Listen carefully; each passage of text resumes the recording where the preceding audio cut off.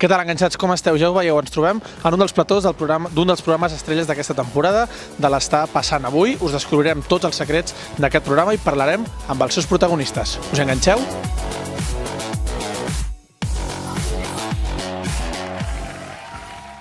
Escolta'm, Roger, com a director del programa, us esperàveu aquest acalparador èxit d'audiència? Molts dies superen el mig milió d'espectadors, com...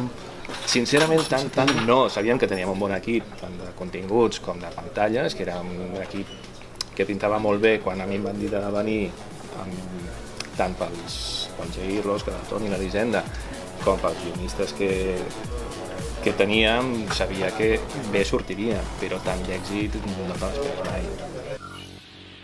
Nosaltres ens posem en marxa a quarts de 10 del matí, que molts cops són les 10, però no ens posem en marxa aquí, sinó que ens posem en marxa aquí.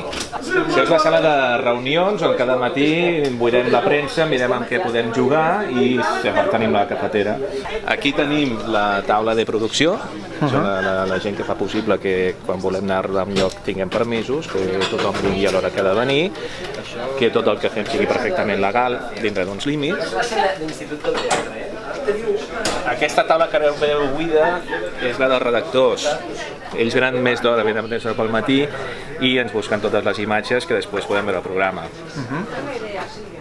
I aquesta d'aquí tenim els guionistes, que és un sol guionista, que és l'única persona que fa tots els acudits. Tenen aquí explotat. I és on neix tot el germen del que després veurem a la pantalla. I tot el que s'escriu aquí passa aquí dins.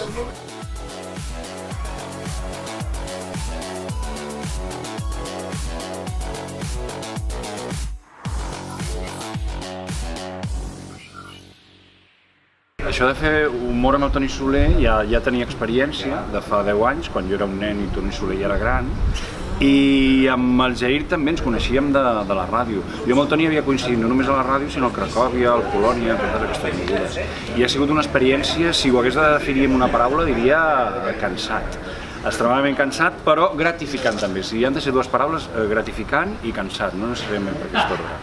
I cansat, en el sentit positiu de la paraula? No, en el sentit que estic fet caldo, estic fos, amb una certa alegria, perquè seria pitjor estar a casa, no?, paralitzat i tal, però bé. Sí, en un cert sentit positiu, per portar-te la punta. Doncs mira, avui aquesta setmana repetim amb els estudiants, perquè, escolta'm, quin millor moment per emprenyar-los ara que estan dels nervis per culpa de la selectivitat, oi? Clar que sí. Doncs jo els hi faig unes preguntes i vosaltres... Amb l'humor veiem que la gent té prejudicis? Els tenim segur. I a través de l'humor és una manera d'explicitar que els tenim, però fent anar befa i rient-nos de nosaltres mateixos perquè en tenim. De fet, el joc s'estructura en tots tenim prejudicis de veure quins en tenim, no? I el joc es basa en això. Lluís, què tal? Molt bé.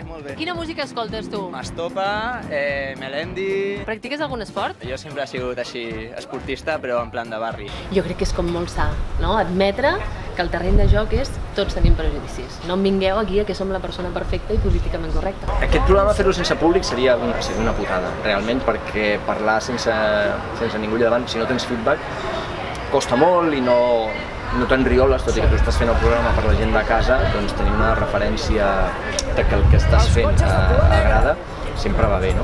I tenim un públic molt diferent, perquè a vegades venen uns estudiants universitaris de primer que s'ho passen bé, però potser no ho exterioritzen tant com les padrines que venen aquí al programa m'encanten i a més es beuen una copa de cava abans i mengen una mica de cocteleo i això sempre anima, predisposa a que t'agradi tot.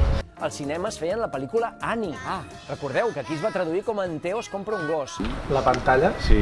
Com esculls això? El que et fa gràcia a tu o el que creus que farà gràcia a l'espectador? Bona pregunta. Hosti, no ho sé. És una barreja, crec que és una alquímia, és posar unes gotes que creus que farà gràcia i que alhora també em faci gràcia a mi, perquè si no jo no sabré vendre-ho amb gràcia. Vull dir que és una barreja, és trobar la mida. Això no vol dir que l'hagi trobat, vaig provant, cada vespre és una cosa diferent. Si hem de parlar de mascotes que fan por, hem de parlar, per exemple, del Naranjito. No. Em refereixo a l'altre. El Naranjito del Mundial. Escolteu, el del Mundial de Futbol a Espanya l'any 82, que és aquest, el Naranjito. Tu a nivell personal, presentar un programa com l'està passant ha sigut també una manera d'arribar aquí i una miqueta també, no? Desfogar-te i gaudir una mica. Ha estat un regal per mi, perquè jo no comptava tornar a fer televisió, sincerament. Feia gairebé 20 anys que no presentava un programa, i 18, vamos, des del 2001. I per tant, de sobte, quan em van proposar això, vaig pensar, mira, diria que no a qualsevol tipus de programa, però això m'hi veig en cor de fer-ho. I la meva sorpresa no és només que m'hi hagi vist en cor, sinó que disfruto molt. ¿De qué partido soy? Hi ha nervis al govern Sánchez. Han format tan ràpid el govern que ningú recorda el càrrec que té. Saps? En Sánchez l'altre partit la va avalar. Diu, tu, venga, a formar gobierno. Tu a justicia. Economía. Tu a interior. No, esta no puede ser, esta no es ministra, és l'encargada del McDonald's. I el fet de tenir públic, a tu t'ajuda? T'agrada? Sí, m'agrada. Sí, fa 20 anys no, quan feia males de tele i tal, el públic em feia pànic. Però ara, bueno, alguna cosa bona tenia l'edat, no? Ara no, ho passo bé amb ells i m'ho passo molt bé aquí amb aquests dos. Riem moltíssim i... La sintonia personal, no? Sí. No havíem treballat mai junts abans i en canvi la sintonia va ser immediata, m'ho passo molt bé i per mi ha estat com un regal. Molt bé, doncs Toni, moltes gràcies. Ens veiem ara aquí al plató en directe. Passeu-vos-ho bé. Gràcies. Vinga, fins ara.